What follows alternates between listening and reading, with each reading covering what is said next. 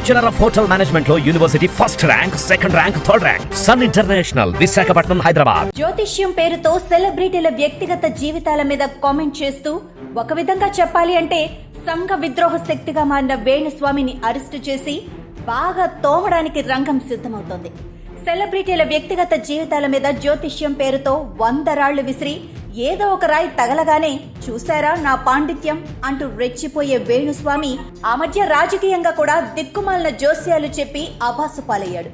ఎప్పటికప్పుడు ఇక జోస్యాలు చెప్పను అంటూనే పలువురు సెలబ్రిటీల గురించి దారుణంగా జోస్యాలు చెబుతూ 4 డబ్బులు వెనకేసుకుంటున్నాడు. నటి సమంతతో వివాహం విఫలమైన చాలా కాలం తర్వాత అక్కినేని నాగచైతన్య మళ్లీ తన వైవాహిక జీవితాన్ని నిర్మించుకోవడానికి ముందడుగు వేశారు.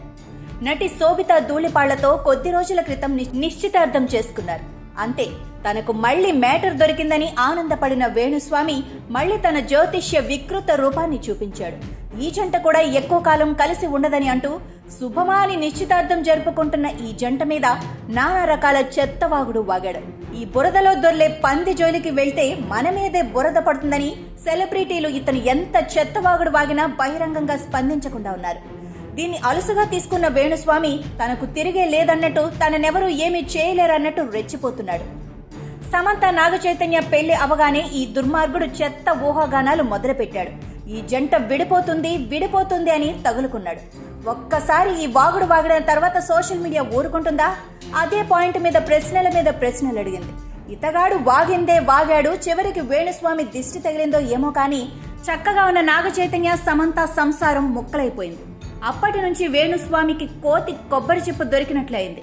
నేను చెప్పినట్టే జరిగింది చూసారా అని కాలర్ ఎగరేసుకు తిరగడం మొదలుపెట్టాడు. ఇలా సెలబ్రిటీల జీవితాల గురించి, కెరీర్ గురించి తన నోటికొచ్చింది వాగితే సోషల్ మీడియాలో బాగా కవరేజ్ వస్తుందన్న సీక్రెట్ తెలుసుకున్న వేణుస్వామి ఆగడాలకు ఆ తర్వాత అంతే లేకుండా పోయింది. సాధారణంగా పండితులు అయిన వారి నోటు నుంచి శుభమే బయటకు రావాలి. ఈ వేణుస్వామి పండితుడు కాబట్టి ఎప్పుడు నోరు తెరిచినా నోటి నుంచి అశుభమే. పలానా హీరో కెరీర్ నాశనమైపోతుంది, ఒక హీరో త్వరలో చనిపోబోతున్నాడు, పలానా హీరోకి పెళ్లి కానే కాదు, ఇలాంటి దరిద్రమే వేణుస్వామి నోట్లోంచి వస్తూ ఉంటుంది. ఇలాంటి కామెంట్లు చేయటం వల్ల వచ్చిన దిక్కుమాలిన పబ్లిసిటీని ఈ వేణుస్వామి కమర్షియల్ గా టర్న్ చేశాడు. తనతో పూజలు చేయించుకుంటే కెరీర్ అద్భుతంగా మారుతుందని ప్రచారం చేసుకున్నాడు. హై క్లాస్ జ్యోతిష్యుడిగా చలామణి అవుతూ లక్షల కొద్ది డబ్బు సంపాదిస్తున్నాడు. ఈ వాచాలుడి ప్రచారం పటాటోపం చూసి మోసపోయిన కొంతమంది హీరోయిన్లు లక్షలు ఖర్చు పెట్టి ఇతగాడి చేత పూజలు చేయించుకున్నారు. అలా పూజలు చేయించుకుంటున్న ఫోటోలను బయటకు రిలీజ్ చేసి వాటి ద్వారా కూడా పబ్లిసిటీ పొందిన ప్రచార పిశాచి ఈ వేణుస్వామి. పిచ్చోడి చేతికి రాళ్లిచ్చి కొట్టమంటే 100 రాళ్లలో 1-2 లక్ష్యాన్ని తాకుతాయి. ఇలాగ ఈ జ్యోతిష్యం పిచ్చోడు విసిరిన భవిష్యత్తు ఊహాగానాల రాళ్లలో లక్ష్యాలను చేరిన రాళ్లు 1-2, మిగతావన్నీ గురి తప్పిన రాళ్లే. వాటిల్లో కొన్ని శాంపిల్ రాళ్లను పరిశీలిస్తే ప్రభాస్కి అసలు హిట్టే రాదని ఈ వీరుడు చెప్పాడు. నిన్నగాక మొన్నే కల్కి మూవీ 1000 కోట్ల వ్యాపారం చేసింది. తెలంగాణలో బీఆర్ఎస్ మళ్లీ గెలుస్తుందని, కేటీఆర్ ముఖ్యమంత్రి అవుతాడని, ఆంధ్రప్రదేశ్లో జగన్ మళ్లీ గెలుస్తాడని, వరల్డ్ కప్ లో ఇండియా గెలుస్తుందని, ఇలా ఒకటి కాదు ఎన్నెన్నో ఫెయిల్యూర్ ఊహాగానాలు చేశాడు. వాళ్ళు వీళ్ళు అని కాదు, ఎవరు లైమ్ లైట్ లో ఉంటే వాళ్ల మీద తనకు తోచిన ఊహాగానని వాళ్ళు బాధపడే విధంగా చెప్పేస్తాడు. తాను చెప్పింది జరిగితే చూసారా నా పవ అంటాడు.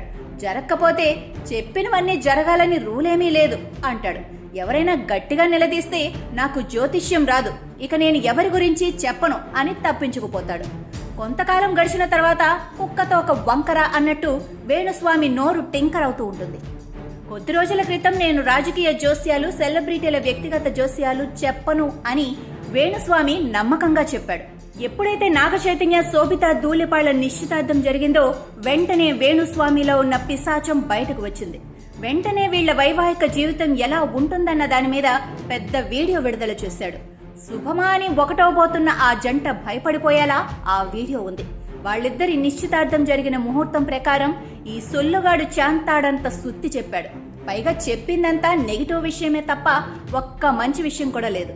అంతా చెప్పి నాకు వాళ్ల మీద ఎలాంటి వ్యక్తిగత ద్వేషం లేదు, ఇలా జరుగుతుందని చెప్పానంతే, నేను చాలా మంచివాణ్ణి అని కవరింగ్ కూడా చేసుకున్నాడు. అసలు తమ జీవితం ఎలా ఉండబోతుందని నాగచైతన్య శోభితా ధూళిపాళ్ల ఏమైనా అడిగారా? వాళ్ల వ్యక్తిగత జీవితం గురించి ఈ పోరంబోకోడి ఊహాగానాలు ఎందుకట? ఇంతకాలం వేణుస్వామి ఆగడాలను జనం భరిస్తూ వచ్చారు. వేణుస్వామిని మొరిగే కుక్కలాగా భావిస్తూ వచ్చారు. మొరిగినంతసేపు మొరిగి ఊరుకుంటుందని అనుకున్నారు. కానీ అలా మొరిగి ఈ మొరిగే కుక్కకి పిచ్చి పట్టిందని జనానికి అర్థమైపోయింది. పిచ్చి కుక్కకి ఎలాంటి సత్కారం లభిస్తుందో అలాంటి సత్కారం ఇవ్వటానికి రంగం సిద్ధమవుతోంది. ఇప్పటికే మెయిన్ స్ట్రీమ్ మీడియాలో కూడా వేణుస్వామి వాచలత్వం మీద భారీ స్థాయిలో కథనాలు వచ్చాయి. ఇతన్ని నోరు మూయించాల్సిన అవసరం ఉందన్న అభిప్రాయాలు వ్యక్తమయ్యాయి. ఈ నేపథ్యంలో వేణుస్వామి మీద సెలబ్రిటీలు కేసు పెట్టకపోయినా వేరే దారిలో కేసులు పెట్టించి లోపల వేసి రాయల్ ట్రీట్మెంట్ ఇచ్చి ఇక జీవితంలో నోరు తెరవకుండా చేసే వ్యూహ రచన జరుగుతోంది. తన అరెస్టుకు రంగం సిద్ధమవుతోందని అర్థం చేసుకున్న వేణుస్వామి మళ్లీ కాళ్ల బేరాలు ప్రారంభించాడు. తాను రాజకీయాల గురించి సెలబ్రిటీల గురించి మాట్లాడనని చెబుతూ ఒక వీడియో లేటెస్ట్ గా విడుదల చేశాడు. గతంలో కూడా తాను ఇలాగే చెప్పానని, అయితే గతంలో తాను నాగచైతన్య సమంత గురించి చెప్పాను కాబట్టి మళ్లీ నాగచైతన్య పెళ్లి జరగబోతోంది కాబట్టి దానికి కొనసాగింపుగా చెప్పానే తప్ప తనకు మరో ఉద్దేశం లేదని చచ్చు రీజనింగ్స్ ఆ వీడియోలో చెప్పుకొచ్చాడు. తాను మా అధ్యక్షుడు మంచు విష్ణుతో కూడా మాట్లాడానని, ఇకపై ఎవరి గురించి జోస్యాలు చెప్పనని మాటిచ్చానని, ఆ మాటకు కట్టుబడి ఉంటానని చెప్పుకొచ్చాడు. కుక్కతోకలాంటి వేణుస్వామి ఎంత నక్క వినయం ప్రదర్శించినప్పటికీ అతనికి బుద్ధి వచ్చేలా చేసే ప్రణాళిక రచన మాత్రం ఆగనట్టు తెలుస్తోంది. త్వరలో వేణుస్వామి అరెస్ట్, రిమాండ్ అన్న శుభవార్త తెలుగు వాళ్లు వినబోతున్నారు. కాకపోతే తనకు చిప్పకూడు తినే రోజు వస్తుందని వేణుస్వామి గతంలో ఎంత మాత్రం ఊహించి ఉండడు.